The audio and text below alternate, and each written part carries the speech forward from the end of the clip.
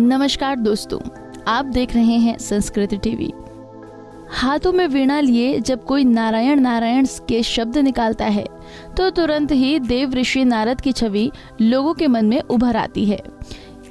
वे एक स्थान से दूसरे स्थान पर भ्रमण करते हुए एक लोक के समाचार दूसरे लोक में पहुंचाते थे, इसलिए नारद जी को आदि पत्रकार भी कहा जाता है। प्रत्येक वर्ष ज्येष्ठ कृष्ण प्रतिपदा का दिन उनकी जयंती मनाई जाती है।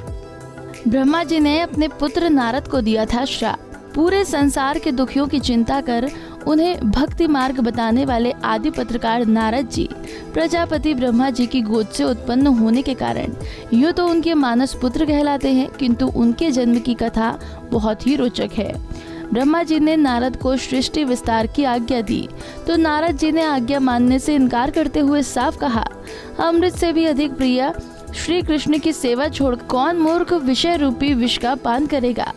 बस इतना सुनते ही ब्रह्मा जी रोष से आग बबूला हो गए और नारद जी को श्राप दे दिया। उन्होंने श्राप दिया, तुम्हारे ज्ञान का लोप हो जाएगा। इसी के प्रभाव से नारद जी पहले उपवरहण नाम के गंधर्व हुए और चित्ररथ गंधर्व की 50 पुत्रियों ने उन्हें पति के रूप में वर्णन किया। रंभा अप्सरा का नृत्य देख काम मोहित होने पर ब्रह्मा जी ने उन्हें शूद्र योनि में जाने का श्राप दे दिया।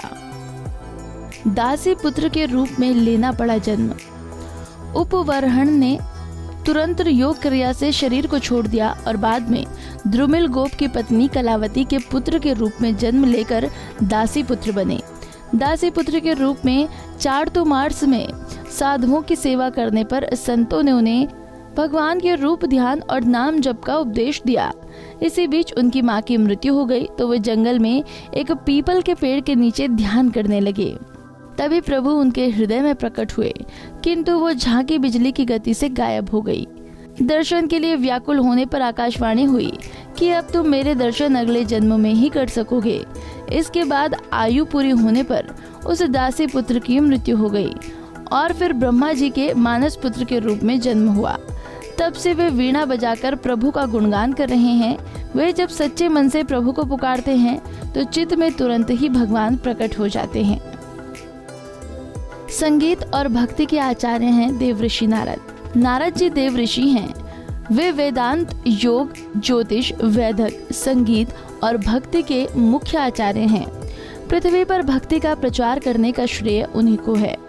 भक्ति देवी तथा ज्ञान वैराग्य का कष्ट दूर करते हुए वृंदावन में उन्होंने प्रतिज्ञा की, हे भक्ति देवी, कलयुग के समान दूसरा युग नहीं है, अतः कलयुग में भक्ति विषयक महोत्सव को आगे करके जन जन तक आपकी स्थापना न करूं तो मैं हरिदास न कहलाऊं।